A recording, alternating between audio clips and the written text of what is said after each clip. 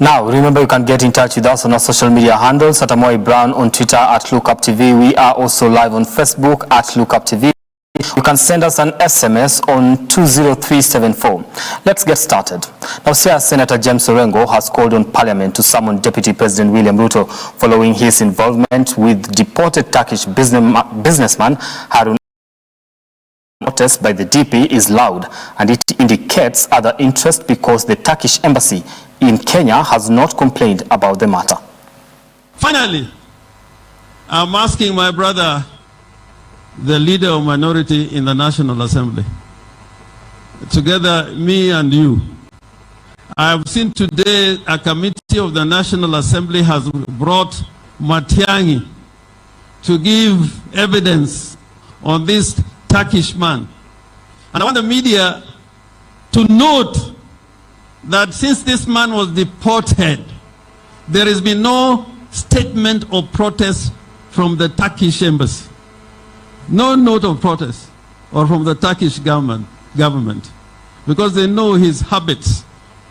But it has been established that the working documents that the working permit rather, this Turkish man had was a forged money laundering.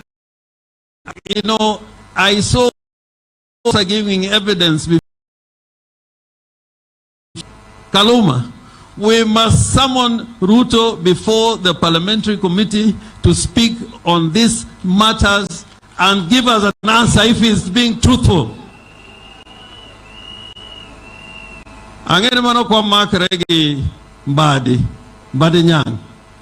Yeah. Let him come before that parliamentary committee, both in the Senate and the National Assembly. But I think it has started in the National Assembly. Mondone tone no kamotere. Watch Mogig. Raila Amolo Odinga does not sit in cabinet. Does not sit in cabinet. Raila does not sit in the National Security Committee. It is Ruto who sits in those institutions. Kangato dwaroke lo krok ni jo pen. Katahiga chiel 1 year. 1 year is a long in the life of a government. I want to say without a fear of contradiction, the language that Ruto is using is the language of autocrats, of dictators in the making. If you had how Mobutu used to campaign, cheating common people with stolen money, it was the same language which is being used by the party of William Samoei Ruto.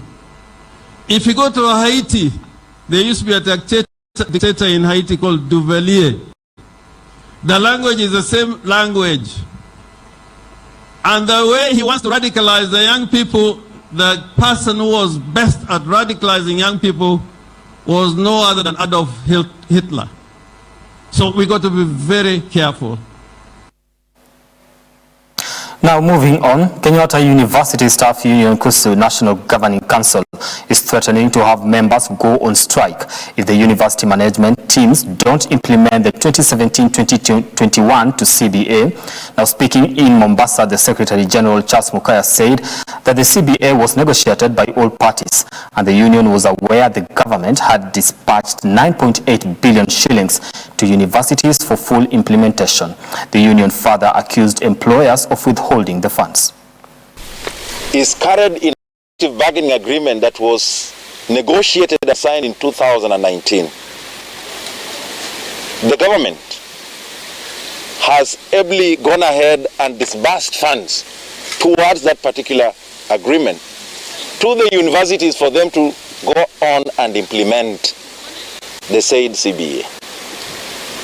But as we sit right now, these monies have been received by universities, and some, nearly all of them actually, have not implemented. And those that have implemented their own